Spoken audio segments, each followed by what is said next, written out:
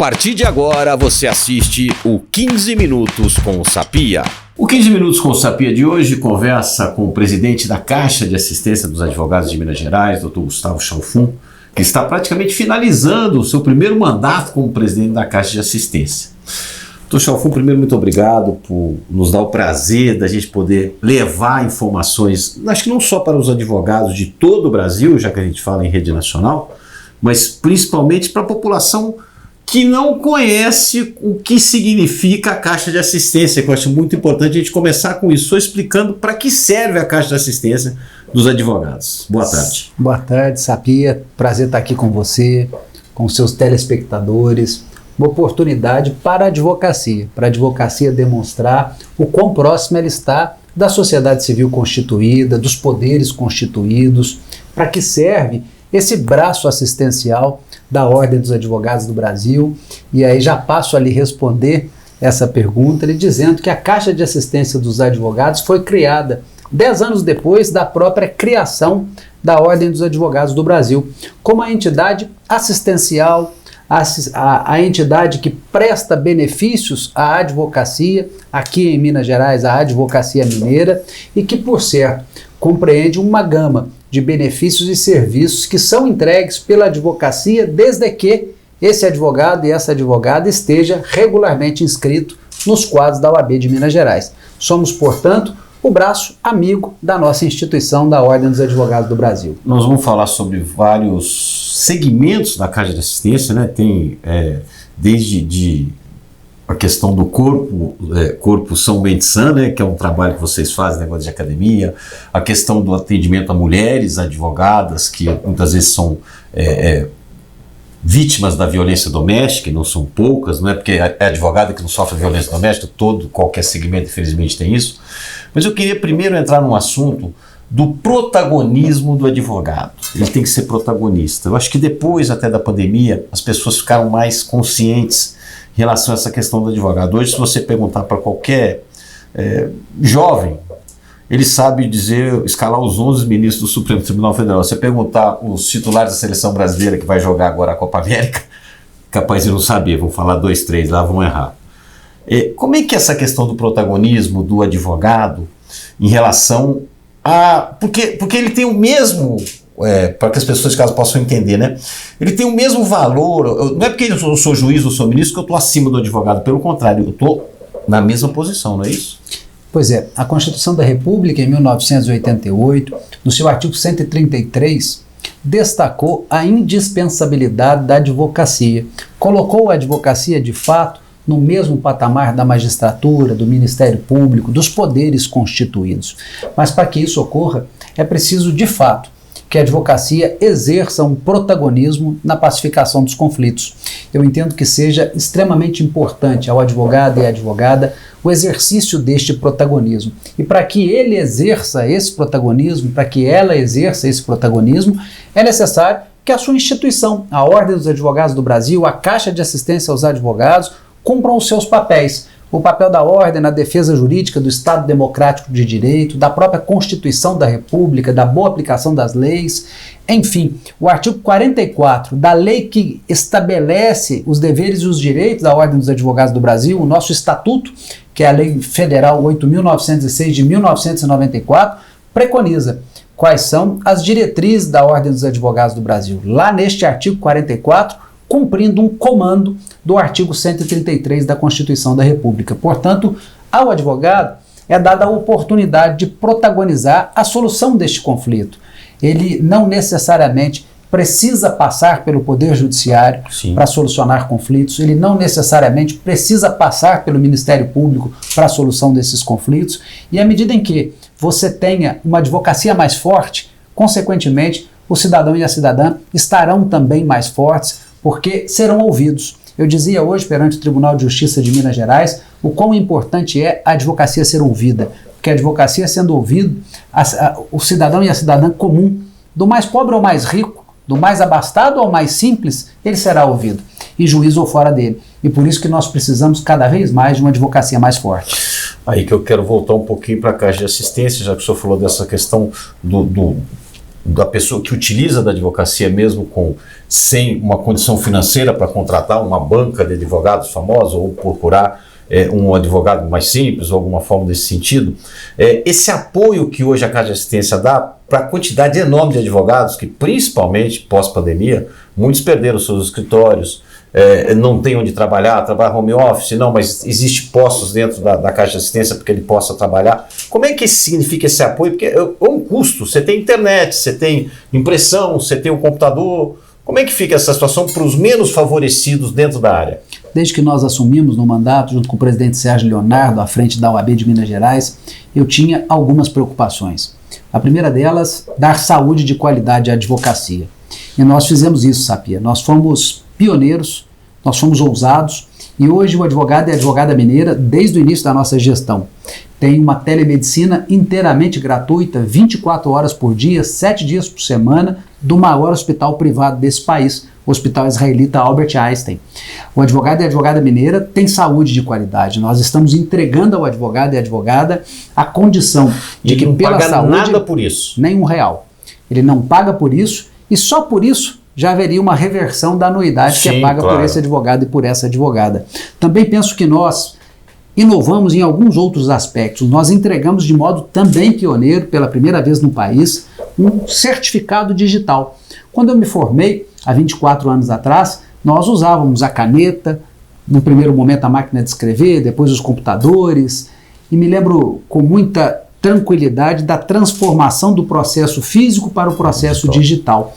Hoje, ao advogado e à advogada não basta ter a sua carteira de inscritos nos quadros da OAB de Minas Gerais. Ele precisa de um certificado digital para que ele possa assinar as suas petições. Isso tem custo, né? E em Minas Gerais, esse certificado no primeiro ano de atuação do advogado e da advogada é também inteiramente gratuito. Nós fomos além do primeiro certificado. Nós estabelecemos para a advocacia mineira um site inteiramente gratuito por um ano para que esse advogado também se apresente na rede mundial de computadores. Nós bem sabemos, e eu faço uma comparação, de que quando iniciei minhas atividades profissionais, a busca por um advogado ou por uma advogada naquela época se dava nas listas amarelas. Sim. As listas telefônicas amarelas. Hoje a busca se dá pelos mecanismos de busca, como o Google, Yahoo e tantos outros que existem na rede mundial de computadores. E, portanto, é dever do advogado se estabelecer nessa rede mundial de computadores. Ele não pode estar só com o seu escritório físico sem ter o seu endereço eletrônico, sem ter um espaço onde ele será encontrado na rede mundial de computadores. E Minas Gerais, mais uma vez, saiu na frente. Ela estabeleceu também um primeiro ano com um programa denominado Meu Primeiro Site, em que esse advogado e essa advogada recebem, neste primeiro ano, por um ano, inteiramente gratuito, a manutenção do seu site. Nós fomos um pouco além. Preocupados com a saúde mental dos advogados e das advogadas, nós estabelecemos um outro programa 100% gratuito, que é um programa de telepsicologia para a advocacia de Minas Gerais. O nosso programa é denominado Calmamente. Vem de CAA e Calmamente. Calmo, né? Tem os dois anos, né, já. Exatamente. Com o objetivo de trazer saúde mental à advocacia. Nós vivemos uma profissão em que o embate é muito natural, as discussões são muito ríspidas. Ainda bem que o senhor tocou nisso, eu quero abrir um parênteses. Nós tivemos 2 crimes, infelizmente, envolvendo advogados aí nos últimos dias. Um de uma pessoa que se sentiu lesada de um processo já de mais de uma década atrás, né, quase uma década atrás, e um outro que foi assassinado friamente agora, à luz do dia, próximo ao fórum aqui da cidade da região metropolitana. Isso também, eu vi que imediatamente a nossa Caixa de Assistência, a própria Minas Gerais, já entrou em defesa disso. Isso é inconcebível, esse tipo de atitude, né? Porque o advogado está lá para defender os direitos, seja de quem for, ele está lá para protagonizar o direito, a democracia. É preciso que a sociedade consiga realizar a distinção entre a figura do profissional da advocacia e o caso que ele defende em juízo ou fora dele. Sim. Lamentavelmente, nós temos visto uma agressividade contra os advogados e contra as advogadas no exercício das suas profissões. Tivemos jovens advogadas falecidas em outros estados recentemente, tivemos esses 2 episódios em Minas Gerais, quase que concomitantemente, e que tanto nos preocupa. Nós temos trabalhado junto aos parlamentares para rediscutir alguns projetos que são de interesse da advocacia. Nós precisamos transformar como crime hediondo a prática desses homicídios contra advogados e advogadas no exercício das suas funções. Nós precisamos reforçar ainda mais esta característica de que a advocacia precisa ter liberdade para trabalhar. Nós costumamos dizer que o advogado tem imunidade profissional, mas essa imunidade profissional precisa ser alavancada na prática. Nós precisamos dotar o advogado e a advogada de instrumentos que lhe tragam segurança, tranquilidade para o exercício dessa profissão.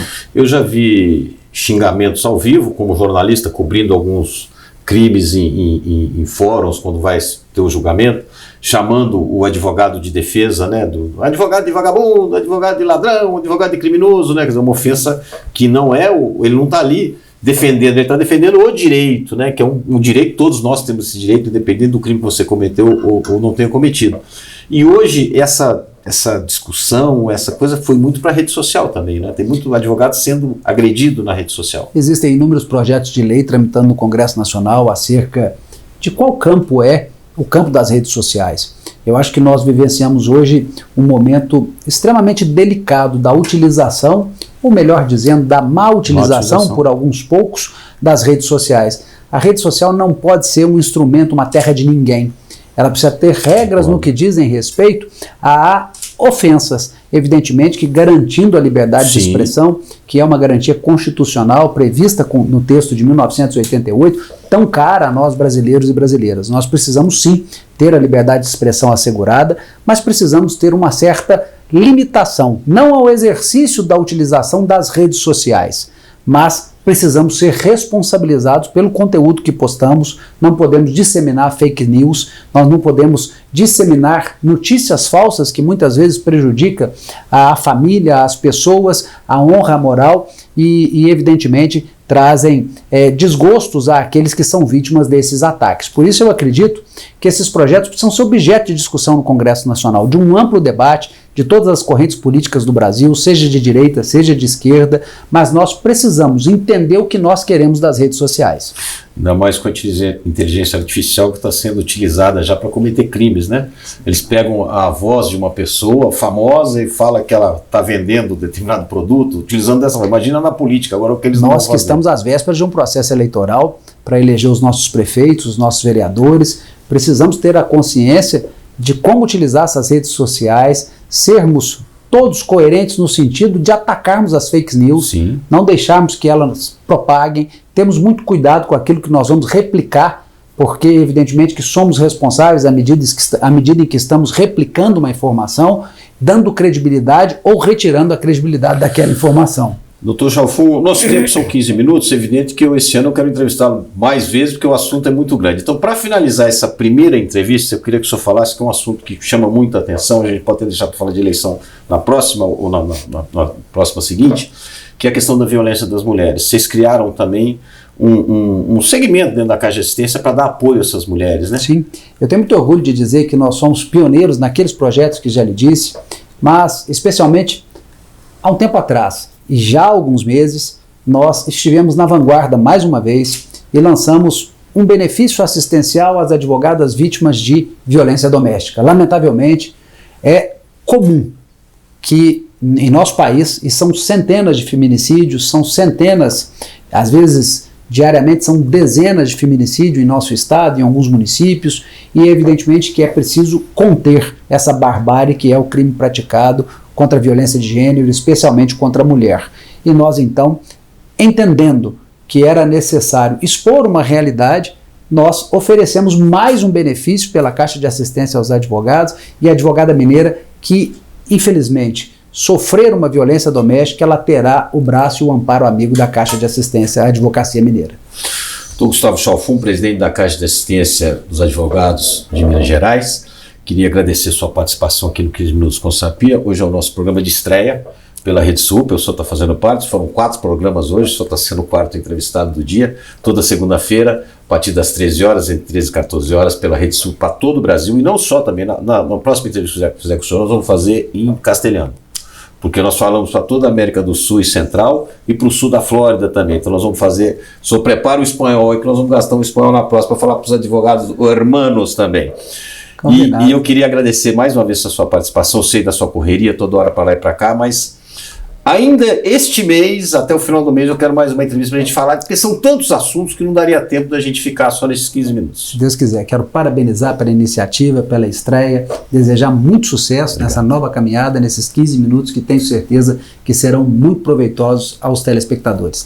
Lembrando a você que está assistindo pela Rede Super, toda segunda-feira de 13 às 14 horas, mas também você pode assistir no nosso canal do YouTube, no bsnoticias.com.br, e também vai estar disponível no site da OAB, da Caixa de Assistência, para você poder assistir e reassistir também esse bate-papo com o Dr. Gustavo Chalfun. 15 minutos com Sapia fica por aqui. Um grande abraço.